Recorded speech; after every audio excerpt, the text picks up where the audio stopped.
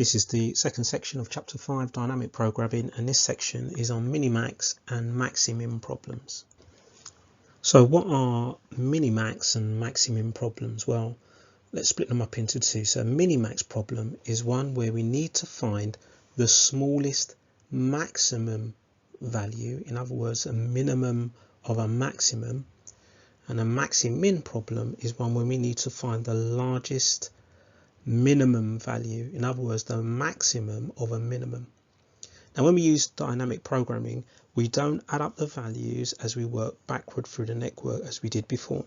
Instead, what we do is this: we write down the maximum values in brackets like this of each action and pick the smallest, and we do that for a minimax problem. Or we write down the minimum values of each action, each of our choices, and pick the largest, and we do that for a maxi-min problem. Okay, so here's a network. I just want to maybe explain in a slightly different way what a minimax and a maximin problem are. Let's just take a route through this network. So I'm just going to pick one randomly. So let's say that I took this route through the network, and what I'm interested in is the weights on each arc along that route. So I've got 12, 12, 14 and 11. So I can see along this route that I've chosen, which is S, C, E, H, T,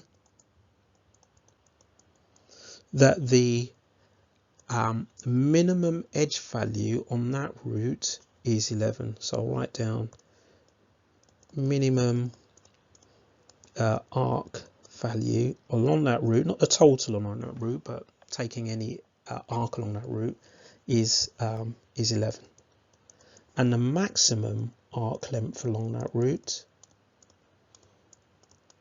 is 14. Now what I want to know is there a different route where that minimum arc value is as large as possible? Is there another route where the minimum arc length of one of the arcs along that route is as large as possible? That is a maximin problem. So maximin, the minimum arc cost on a route is as high as possible. The minimum arc length on this route is 11. Is there another route that I can take where the minimum arc length is as big as possible, so it's bigger than 11? Is that possible? This is where we can use dynamic programming to help us. I also said that the maximum arc value on this route is 14. So that's a maximum arc value length or cost on this route. And let's say I want to try and find a route where that maximum arc value is as low as possible. So I'll get the minimum cost possible. Is there another route through this network where the maximum arc value on that route is smaller than 14 or as low as possible? And that's a minimax problem. So in a minimax problem, this is where the maximum arc cost on a route where we want to find a route where the maximum arc cost on that route is as low as possible. I've picked one here.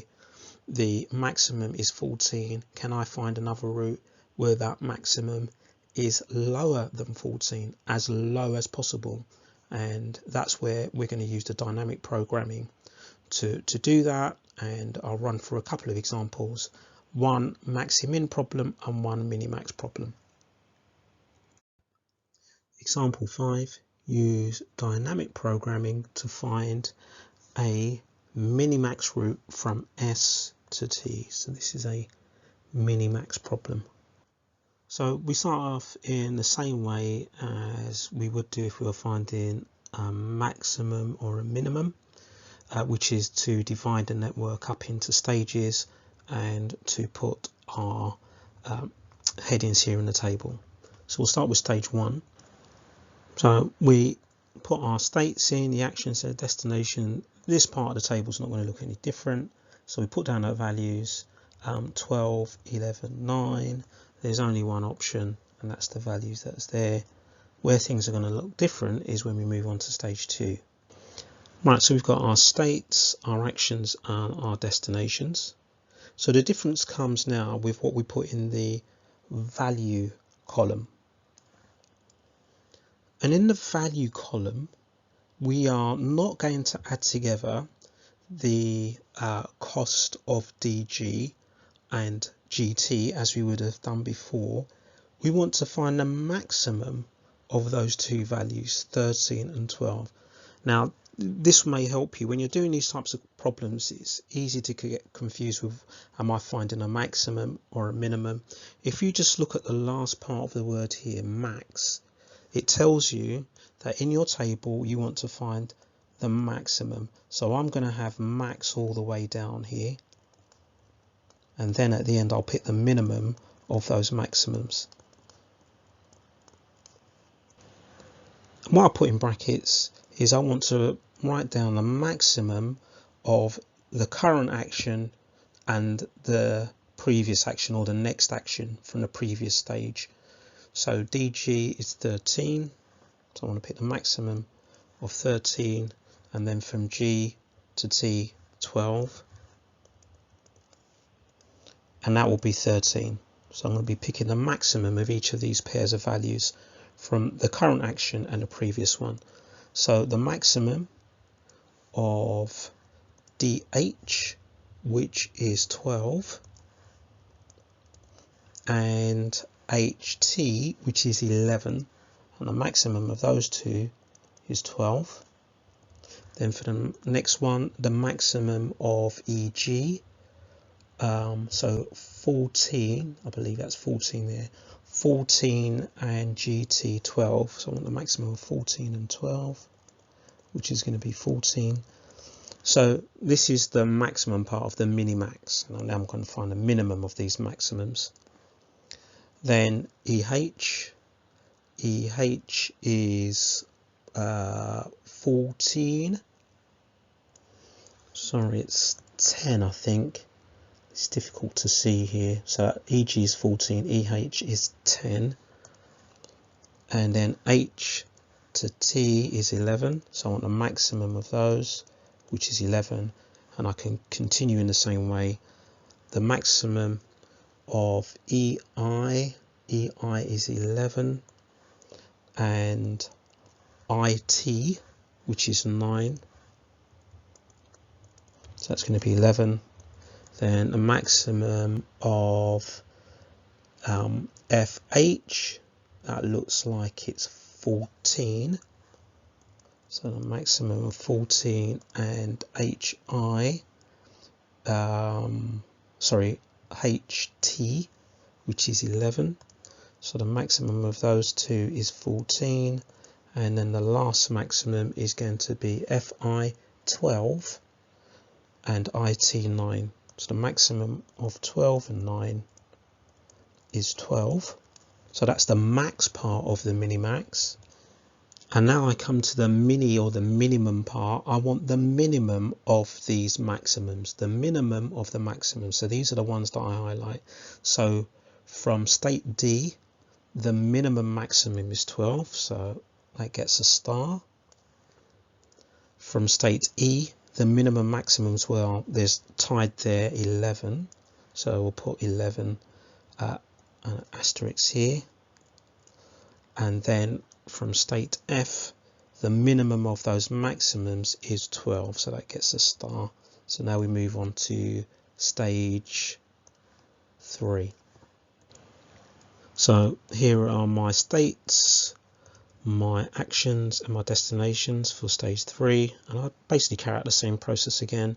Well, I want to find the maximum of the current action and the previous action. So AD has a cost or a weight of 11, and then I want the minimum maximum of D to the end of the network. So I go back here and I go to the starred one, just like before. That's no different. So I want a maximum of 11 and 12.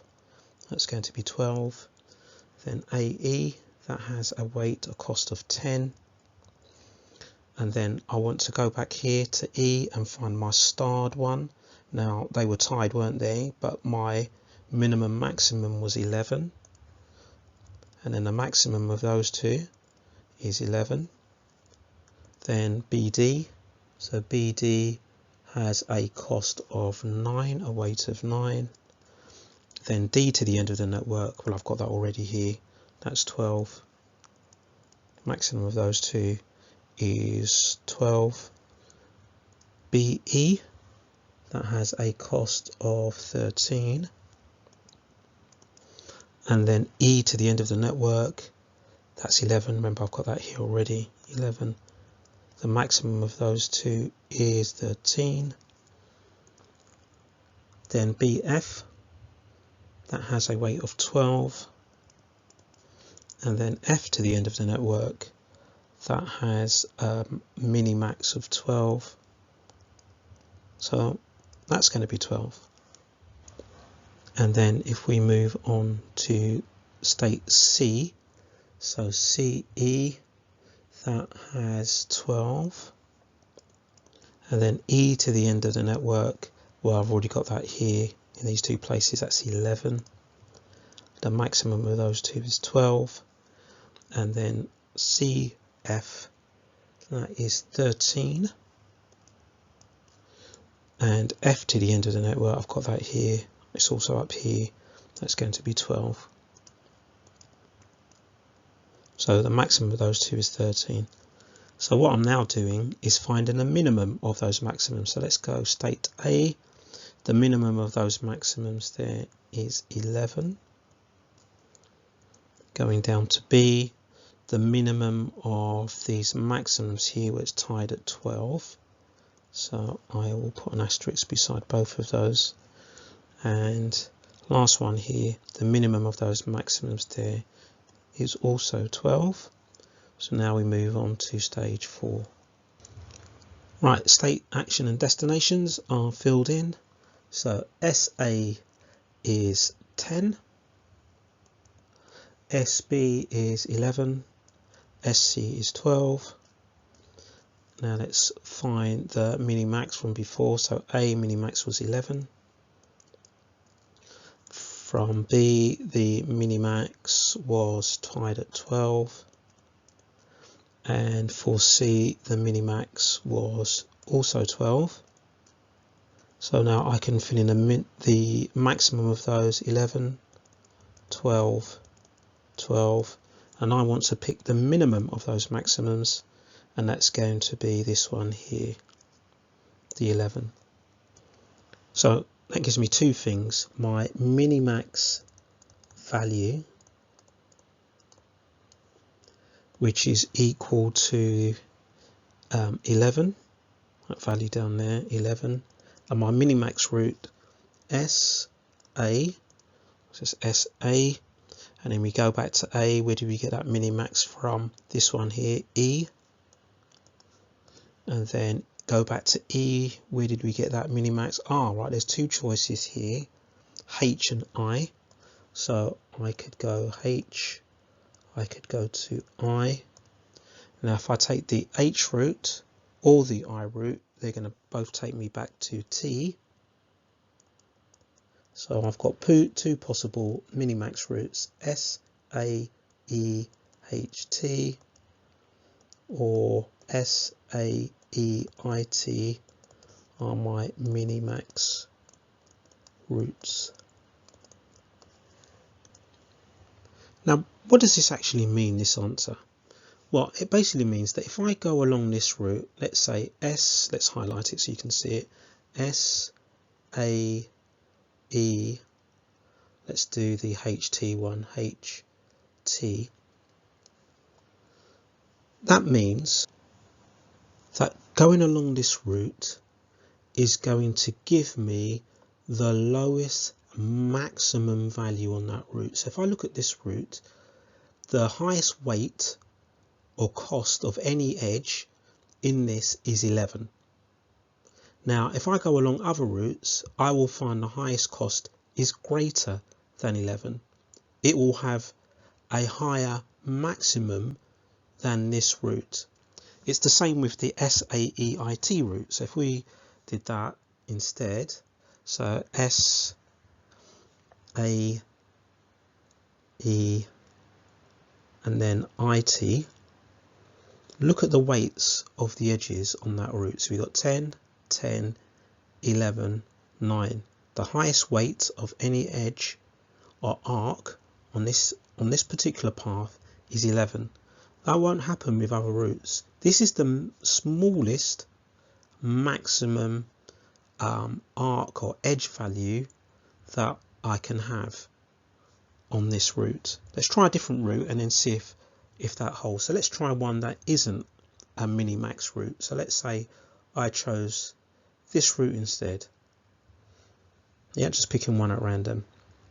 Now let's look at the maximum value on those edges. So you've got 12, you've got 12, you've got 12. I happen to pick one where they're all 12. Okay, probably not particularly helpful, but the maximum edge weight or cost is 12. It's greater than 11. Let's pick another one, maybe where they're not all 12. So let's try this root here. So we'll go up here, we'll go along the top down to T.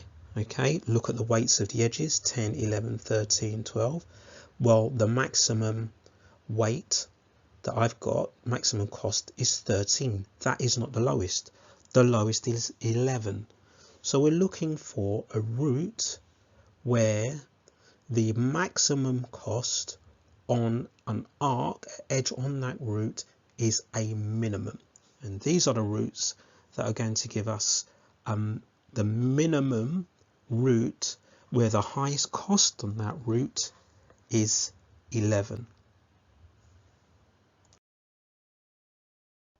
Example 6. Use dynamic programming to find a maximin root from S to T. So what that means is I need to find a root where the minimum edge value or cost on one of the arcs on that root is as large as possible.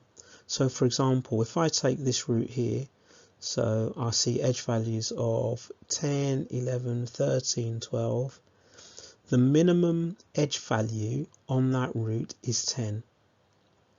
Is there another root where the minimum edge value is bigger than 10? Which root is going to give me a minimum edge value on that root, which is the largest edge value that I can get from all of the roots through that network? So that's a maximin problem. So let's get our table set up and network all set up to do this problem using dynamic programming. So we start off stage 1. Now if you can't remember what you need to put in this value column, then look for the second part of the word, min.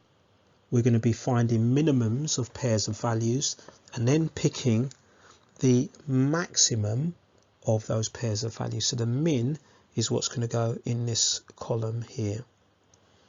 So stage 1, there's not going to be any minimums or anything because there's only one root. So they're going to be 12, 11 and 9. They get asterisked so that we're ready to move on to stage 2. Right, so I've got my state actions and destinations in. Because it's a maxi-min problem, as I said, we're going to be finding a minimum of pairs of values. So we'll write minimum all the way down in the table. And we want to pick the minimum of the current action and the previous one that takes us to the end of the network. So DG is 13. And then G to T is 12. I want the minimum of those two, which is 12, and then DH is 12, and then HT is 11. The minimum of those two is 11. EG on my network, EG is 12. Actually, before I do that, let me now pick the maximum of these two. That's the maxi part of the maxi min. So this gets a star, because that's the maximum of the minimum. Yeah, now we'll go on to E. So EG, what have I got? I've got, looks like 14, 10, 11. So I'll put those in. 14, 10, 11.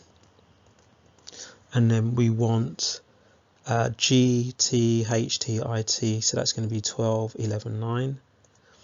12, 11, 9.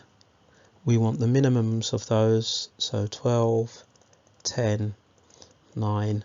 Out of those three, we want to pick the maximum one, which is 12, e.g. And then we do the last one here, so we have FH, FI, which is 14 and 12. 14, 12, and then H, T, IT, 11 and 9. We want the minimums of those, so 11 and 9. What's the maximum of those two is 11, so that gets a star. Move on to stage 3. Right, so let's do stage 3. AD is 11, and then we got A is 10, so 11, 10. And then we want D to the end, E to the end. So we've got 12 and 12 highlighted. 12, 12. The minimums of those are 11 and 10. And I want the maximums of those minimums, that's 11. Moving on to state B, we have 9, 13, 12. 9, 13, 12, and then for DEF we have 12, 12, 11, so 12, 12, 11, so 9 is the minimum of that one, and then 12, and then 11, and what's the maximum of those three? It's the 12, so we highlight that one, and then lastly C, we have 12 and 13, 12, 13, and then E and F, from here we have 12 and 11, so 12, 11, so the minimums are 12, when they're the same it's just that number, and 11, what's the maximum of these two? It's the 12, so now we do stage 4. Okay, so state S, 10, 11, 12, let's put those in, 10, 11, 12. Then what did we have for A, B and C? 11, 12, 12. So 11, 12, 12. What's the minimums of those? 10, 11, 12. What's the maximums of those minimums? It's the 12. So we have our maximin value. So maximin value is 12. Okay, and we want to find that root, so it's S, C, C we go back, E, just follow the stars, E we go back, find the star, G, follow the star, G to T. Okay, now if I were to highlight that root just like I did with the previous one, so S, C, E, S, C, then to E, and then G, and then T, so G and T. Let's have a look at the weights on that root. So we've got weights of 12, weight of 12 there, 14 here, and 12 here.